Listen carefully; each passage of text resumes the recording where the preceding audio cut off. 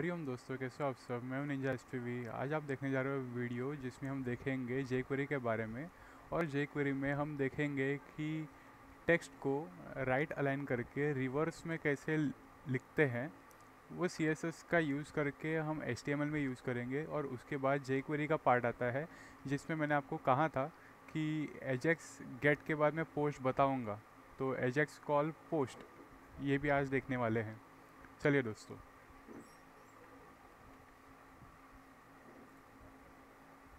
तो सबसे पहले मैं जो करने वाला हूँ वो होगा HTML टैग में हेडर टैग क्रिएशन, जो कॉमन मैंने रखा है।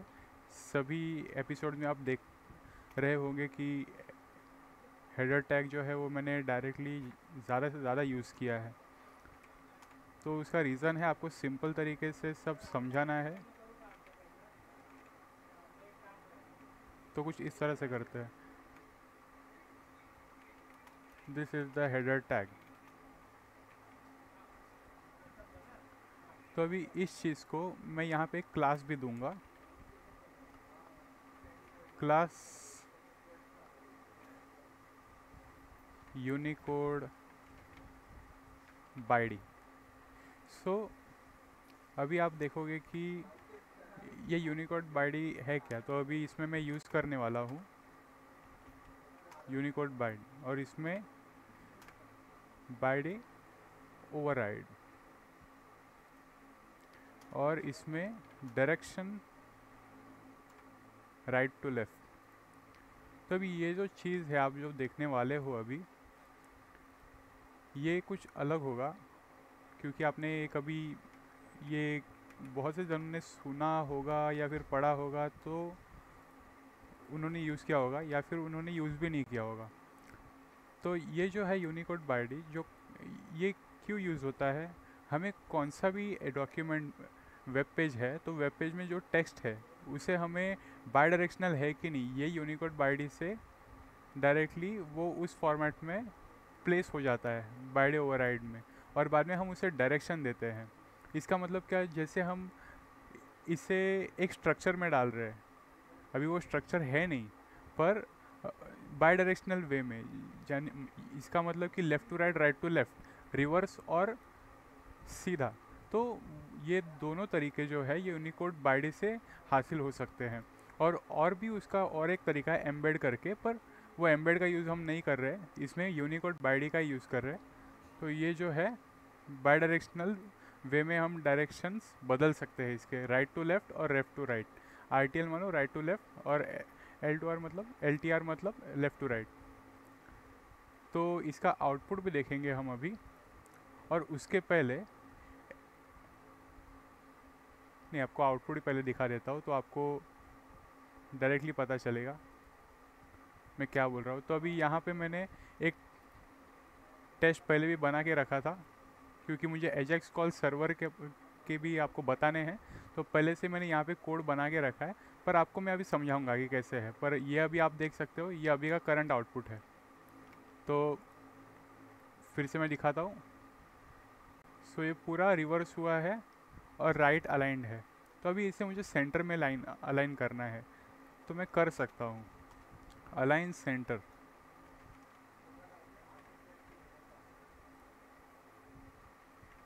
तो कुछ इस तरह से हम करते हैं। तो ये जो है रिवर्स में है पूरा। This is the header tag का रिवर्स। तो ये हुआ कुछ CSS।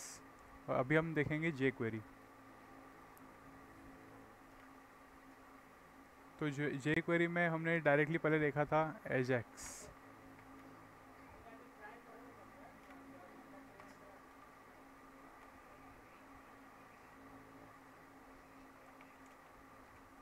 तो ये है एजेक्स, और इसके बाद टाइप।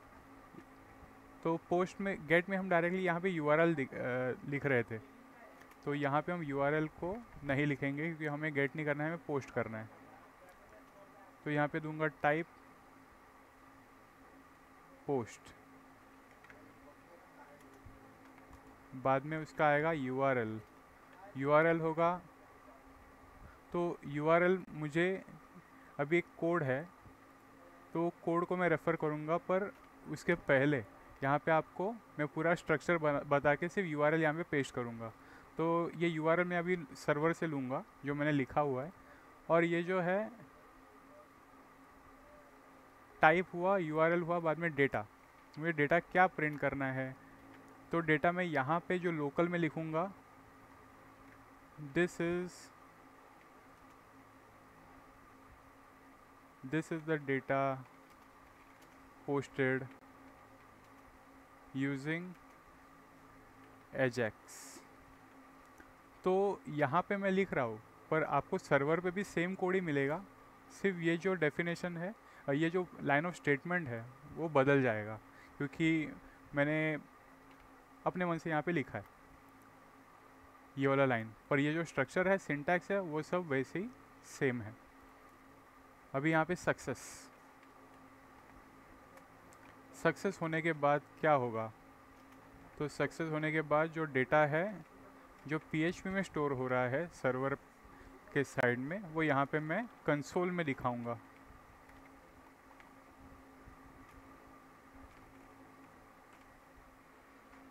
तो ये हुआ एजेक्स कॉल दोस्तों, और वो भी पोस्ट के साथ।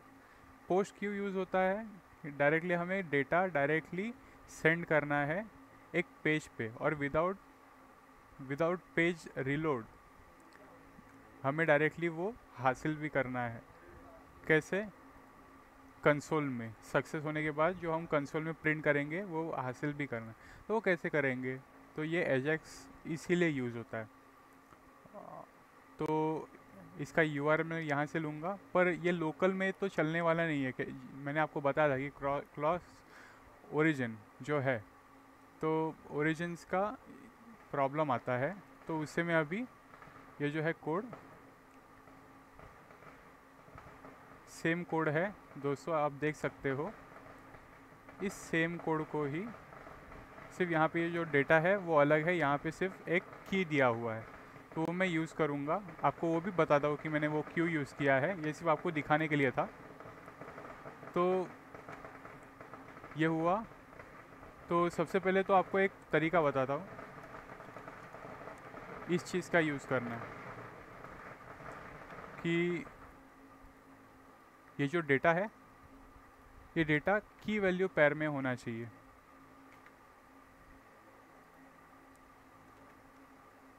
तो की वैल्यू पेयर में कैसे होता है, कुछ इस तरह से होता है। तो अभी ये जो हुआ, जैसे हम इनपुट टैग में नेम लिखते हैं, तो ये जो की हुआ, तो PHP में वो डेटा पोस्ट जो है उसका नेम होगा डेटा, और वो पोस्ट करेंगे हम, तो वो क्या होता है वो अभी आप देखोगे। पर ये जो ये की हुआ और इसका वैल्यू जो है ये टेक्स्ट, तो ये सिंटैक्स है दोस्तों।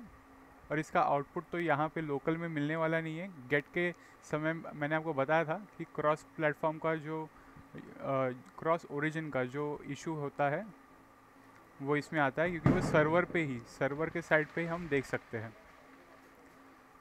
तो अभी हम देखेंगे कोड सर्वर पे। तो ये जो सर्वर है इसमें भी सेम कोड, यहाँ पे हेडर टैग नहीं है, एम्प्टी है पूरा। तो ये एम्प्टी हेडर टैग, और उसके बाद स्क्रिप्ट ऑब्वियसली होना चाहिए jQuery का, तभी वो एजेक्स कॉल को एग्जीक्यूट करेगा, यानी कि रन करेगा। तो ये एजेक्स जैसे आपको बताया, ये बाद में उसका टाइप पोस्ट है, URL उसका मैंने यहाँ से उठाया था अभी। तो ये डेटा, तो डेटा है, डेटा में डेटा की है, और इसका वैल्यू जो है ये लाइन ऑफ स्टेटमेंट है। तो सक्सेस हुआ तो डायरेक्टली प्रिंट करना है कंसोल में।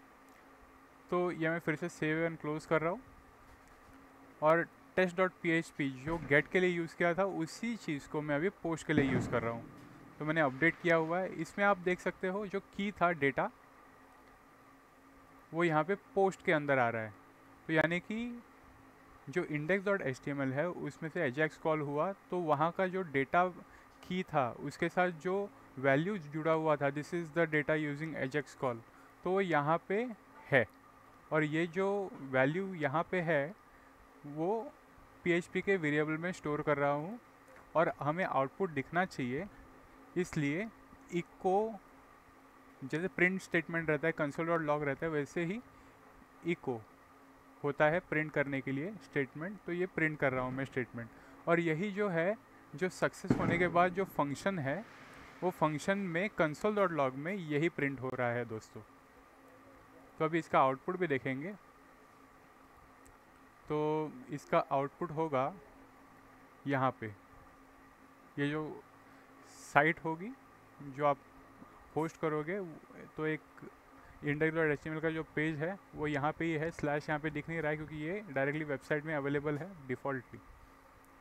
तो अभी मैं इसे सबसे पहले तो रिफ़्रेश करूँगा और उसके बाद मोर टूल्स में जाके डेवलपर ऑप्शन टूल्स, तो आप देख सकते हो दोस्तों कॉल हुआ और आपको पता भी नहीं चला कि डायरेक्टली कॉल कब हुआ और कब रन दूसरी भी PHP स्क्रिप्ट होके आपको आउटपुट कब मिला वो समझ में भी नहीं आएगा, इतना फास्ट है, और रिलोड भी नहीं हो रहा है।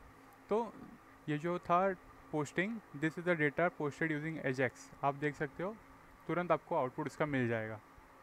तो इसी चीज़ के लिए एजेक्स का यूज़ करते हैं दोस्तों, विदाउट रिफ्रेश रिलोड तुरंत आउटपुट आना चाहिए और आपका टाइम भी ज़्यादा कंज्यूम नहीं होना चाहिए, इसलिए यूज़ होता है। तो ये सबसे आसान तरीका और बहुत ही इम्पोर्टेंट तरीका, अगर आपको जावास्क्रिप्ट या फिर jQuery को PHP के साथ इंटरेक्ट कराना है तो, क्योंकि डायरेक्टली ऐसे कोई भी प्रोसेस नहीं है जिससे आप ऐसे कर सकते हो। तो एजेक्स इसीलिए यूज़ होता है दोस्तों कि हम डायरेक्टली स्क्रिप्ट्स को डायरेक्टली PHP के साथ जो सर्वर साइड कोड है उसके साथ इंटरेक्ट करा के आउटपुट हासिल करें, या फिर जो इनपुट है वो डायरेक्टली PHP को भेजे। तो इस चीज़ के लिए एजेक्स यूज़ होता है। तो ये आज का ट्यूटोरियल तो आपको आसान लगा होगा और मज़ेदार भी लगा होगा, क्योंकि एजेक्स कॉल आपने सीखा है और यूनिकोड बाइट जो यूज़ होता है और डायरेक्शंस टेक्स्ट का डायरेक्शन बदलने के लिए, तो ये भी बहुत इम्पोर्टेंट था दोस्तों। तो उम्मीद करता हूँ आगे का वीडियो आप ज़रूर देखेंगे और लाइक शेयर और कमेंट्स और सब्सक्राइब करोगे, और बेल आइकन को अगर आपने दबाया नहीं होगा तो बेल आइकन भी दबाओगे। तो आगे के वीडियो में देखते हैं दोस्तों। jQuery का मैं यहाँ पे स्टॉप करूँगा और आगे का कुछ नया पार्ट स्टार्ट करेंगे, क्योंकि jQuery का इतना ही मुझे आपको समझाना था और बाकी का आप डायरेक्टली रेफ़र करके या फिर स्टडी करके कर सकते हो। ये इंपॉर्टेंट पार्ट्स थे। तो आगे के वीडियो में देखते हैं दोस्तों, मिलते हैं तब। हरिओम।